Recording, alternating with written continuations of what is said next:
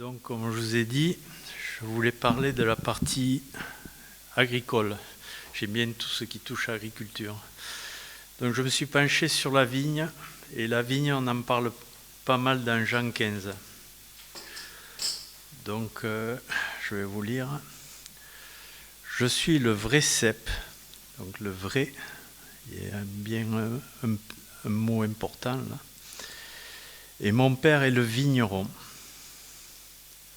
Tout sarment qui est en moi et qui ne porte pas de fruits, il le retranche. Ça, c'est une parole, c'est un peu dur. Ça fait mal. Et tout sarment qui porte du fruit, il l'émonde afin qu'il porte encore plus de fruits. Déjà, vous êtes purs à cause de la parole que je vous ai annoncée. Demeurez en moi et je demeurerai en vous. Comme le sarment ne peut de lui-même porter du fruit, s'il ne demeure attaché au cep, ainsi vous ne pouvez pas non plus si vous ne demeurez en moi.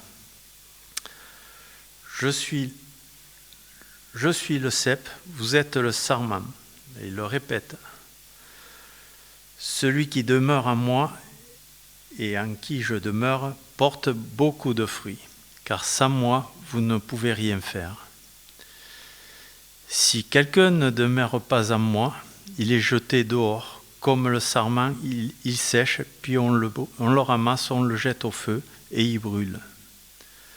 Si vous demeurez en moi, et que mes paroles demeurent en vous, demandez ce que vous voudrez, et cela vous sera accordé. Si vous portez beaucoup de fruits, c'est ainsi que mon Père sera glorifié et que vous serez mes disciples. On va s'arrêter là. Donc je vais parler de la vigne et du vigneron en tant qu'agriculteur. Donc je suis pas vigneron.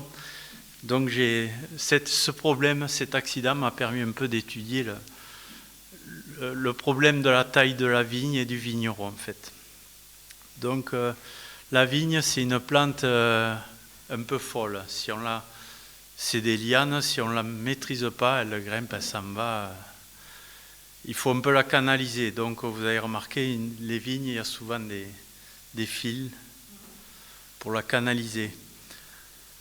Donc maintenant, c'est dur parce qu'il y a tellement de choses à passer en technique qui n'est pas facile à expliquer. Le vigneron, il taille la vigne l'hiver. Là, maintenant, on a fait les récoltes, les vendanges. Si vous regardez les vignes, actuellement, il y a des feuilles encore, il y a beaucoup de tiges. Si vous arrêtez, vous allez voir, il y a beaucoup de tiges. Et le vigneron, au début du printemps, on va dire février-mars, il taille la vigne.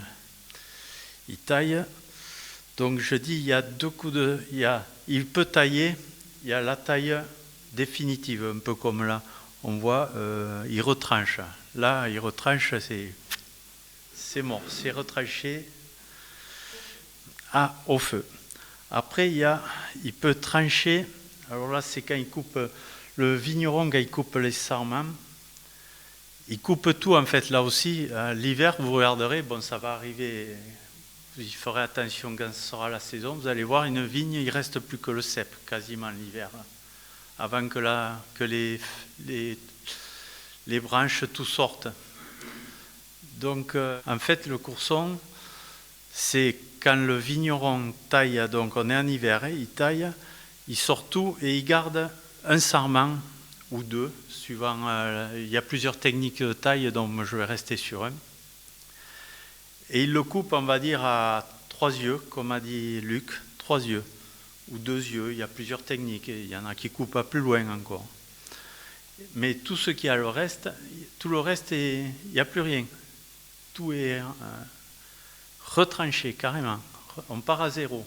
La vigne, on est sur le cep, il n'y a que ce petit bout de sarment. Alors là, le vigneron, il choisit le ou les plus jolis sarments, parce qu'il n'est pas obligé d'en prendre qu'un. Et le coup de sécateur, en fait, donc à 3 yeux. C'est pour que la vigne, il y a 3 yeux donc, ou 2 yeux. La vigne part, il y a deux sarments qui vont partir de cette coupe-là. Donc vous voyez alors là aussi, le vigneron, il coupe pour l'année prochaine en même temps. C'est de l'art. Il coupe maintenant, mais quand il coupe, il calcule pour l'année prochaine. Il a le plan de sa vigne, il dit, toi, là, ça va être, parce qu'il y a le sarment qui va porter du fruit, mais il y a aussi un sarment qu'on appelle de réserve. Donc, le sarment de réserve, il le garde là. C'est le deuxième bourgeon, en fait. Le premier, le plus haut, c'est celui qui va porter du fruit. Et le deuxième sarment, c'est le sarment de réserve. Voilà une petite précision. Donc là, il y a une coupe qui n'est pas franche, comme on a dit tout à l'heure, quand il retire. Quand il retranche, là, c'est coupé. On n'en revient plus. Là, par contre, à partir du sarment, on peut partir sur d'autres sarments qui vont arriver, la nouvelle récolte. Donc le vigneron oriente son sarment, c'est Dieu, hein, évidemment, je ne vous ai pas expliqué. Le cep, c'est Jésus, bon, en fait, vous êtes assez grand, je suppose. Le cep, c'est...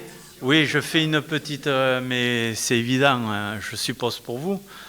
Jésus est le cep, et nous, on est les sarments, les chrétiens, et Dieu, donc le vigneron. Donc Dieu, il nous amène, il nous façonne en taillant sa vigne. Il dit, toi, je vais te faire aller par là, et enfin, favoriser ce fruit, et voilà. Donc, voilà, qu'est-ce que je veux dire d'autre?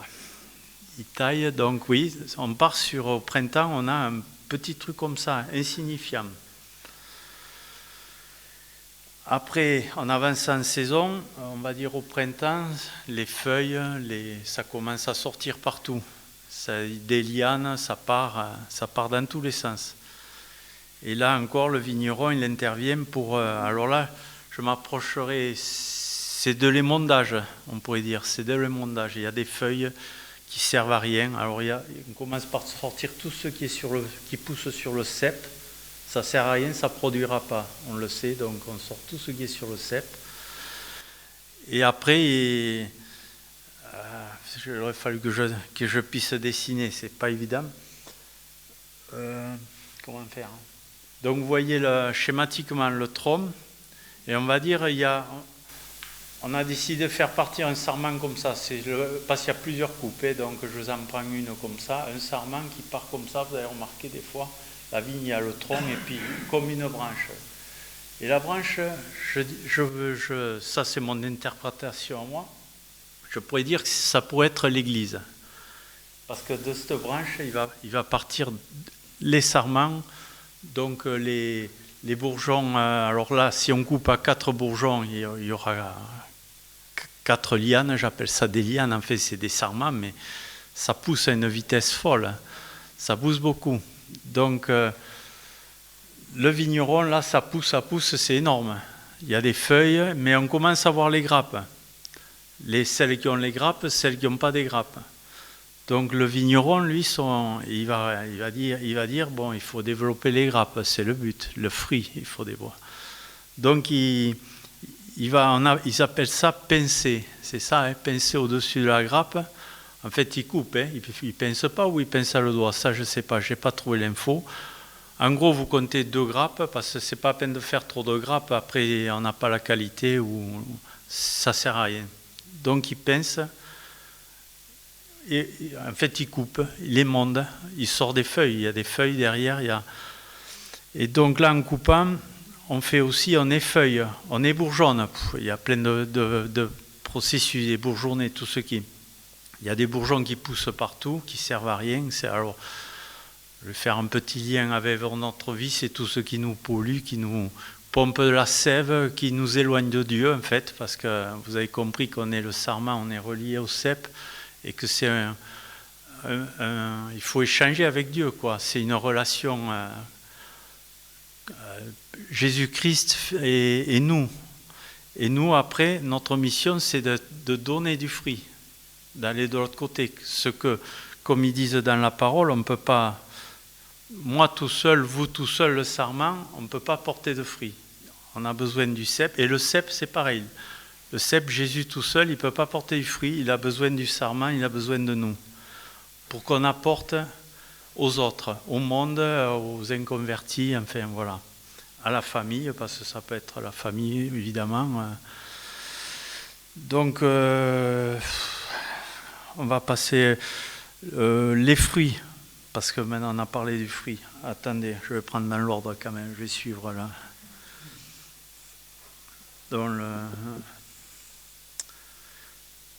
Oui, alors tout sarment c'est le chapitre 2, le verset 2. Tout sarment qui porte du fruit, il l'émonde afin qu'il porte encore plus de fruits. Donc on verra que des fruits, plus on avance, là, il émonde, on porte un peu plus de fruits. Un peu plus loin, le verset 4, si on demeure attaché au cep, enfin on porte, et qu'on demeure en lui, on porte de plus en plus de fruits, quoi, jusqu'à arriver à... En fait, il y a 4 étapes, on arrive jusqu'à...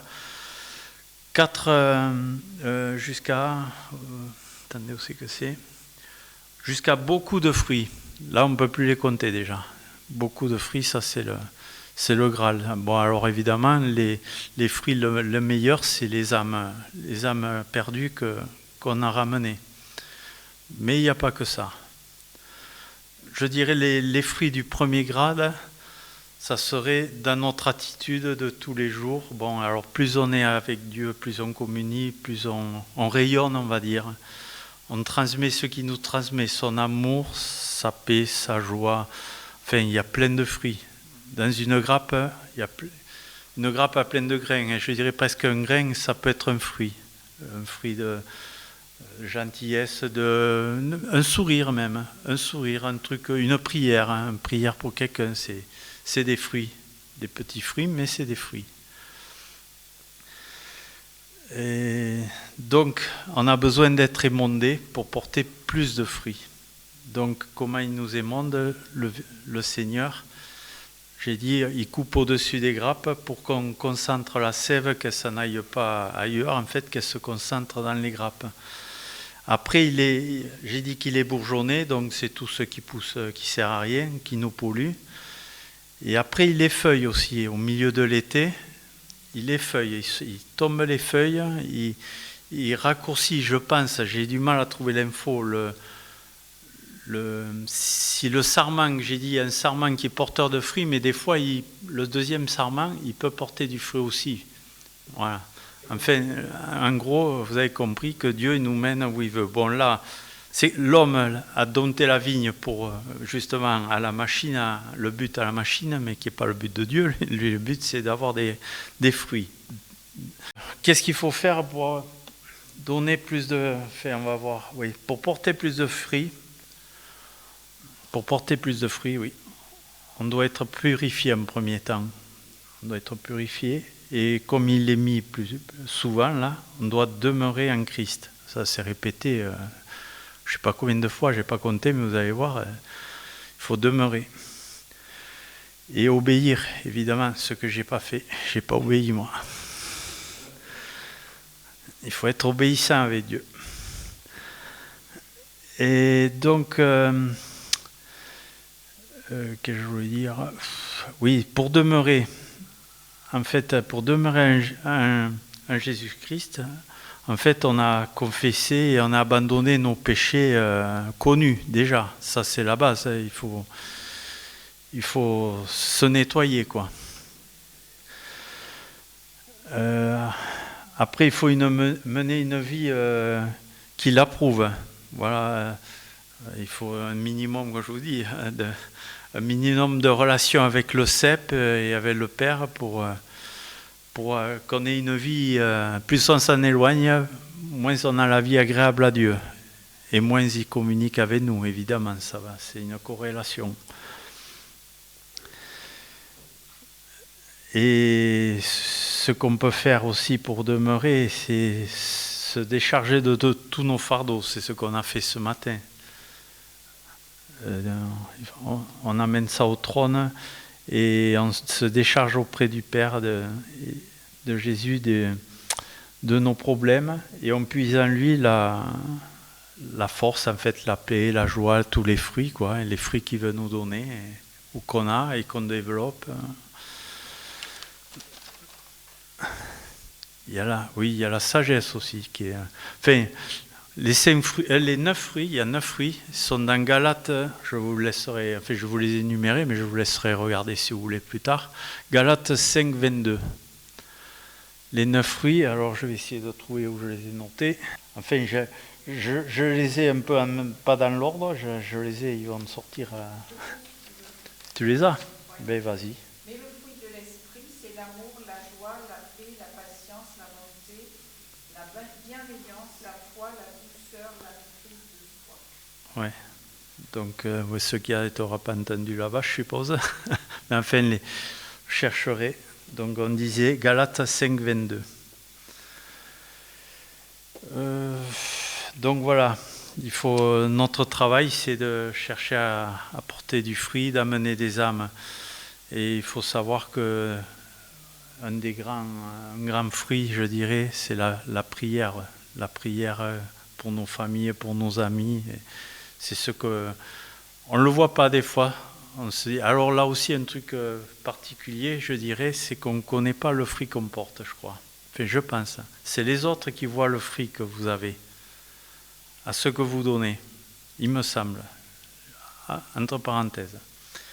Donc, ce fruit, il faut le faire développer.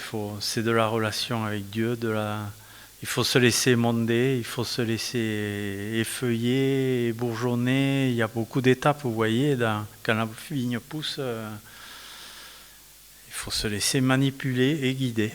C'est pas toujours facile, c'est sûr. Je vous le dis. Enfin, je vous le dis, vous devez le savoir avant moi.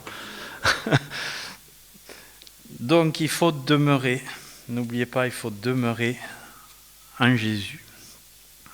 Comme il est dit, après, si on ne demeure pas, on est jeté dehors.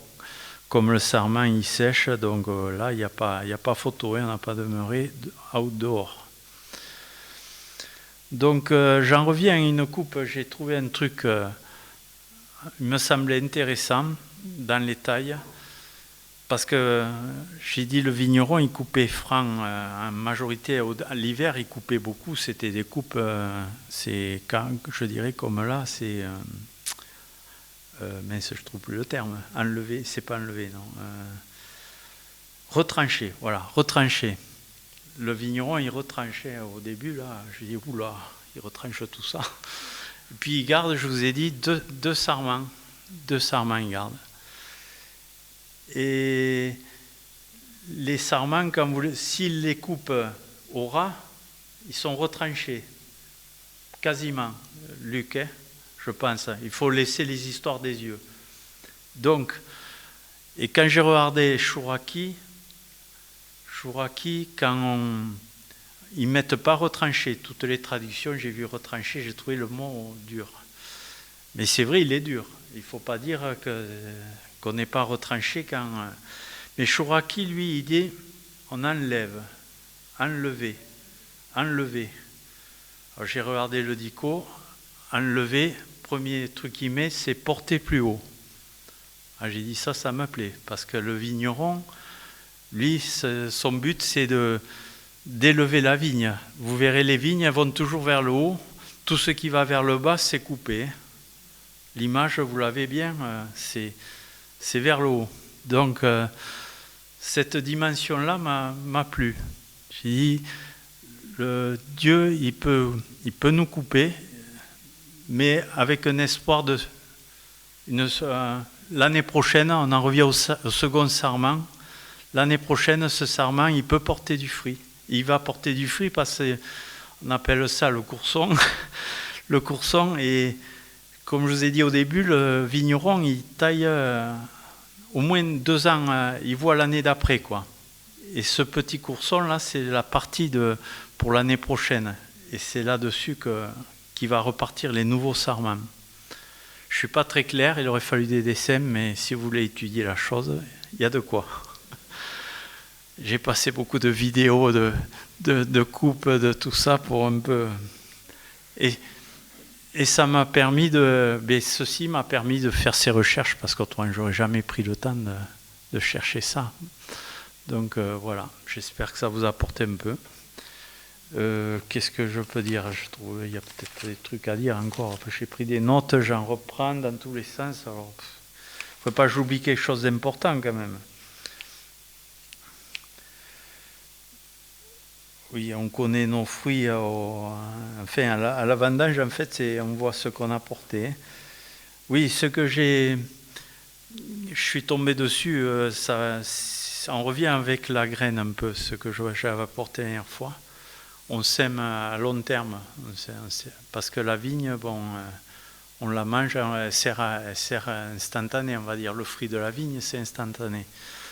Et je ne sais pas quand je suis tombé sur un truc de quelqu'un qui mettait la tempête 99, là, tous les arbres qui ont été balayés. On s'est dit c'est une catastrophe, et c'est vrai, c'est une catastrophe écologique. Et ils se sont aperçus qu'avec la tempête, il y avait des graines qui étaient coincées dans des écorces d'arbres qui étaient tombées, qui sont tombées en terre et qui ont des essences qu'on ne connaît pas qui ont poussé. Donc ça montre comme quoi Dieu, on sème à l'infini, quoi. Des fois on veut le résultat de suite, mais le fruit il peut être pour les générations après. Comme souvent j'entends ma mère dire, on est chrétien peut-être parce qu'il y avait ses grand-mères à mon père qui priait. Elle a semé, en priant, elle a semé. Et le résultat, elle ne l'a pas vu peut-être. Mais voilà, elle ne l'a pas vu. Donc voilà. Donc je vous encourage à semer, continuer à porter du fruit et à travailler votre relation avec le Seigneur Jésus-Christ et Dieu évidemment. Voilà.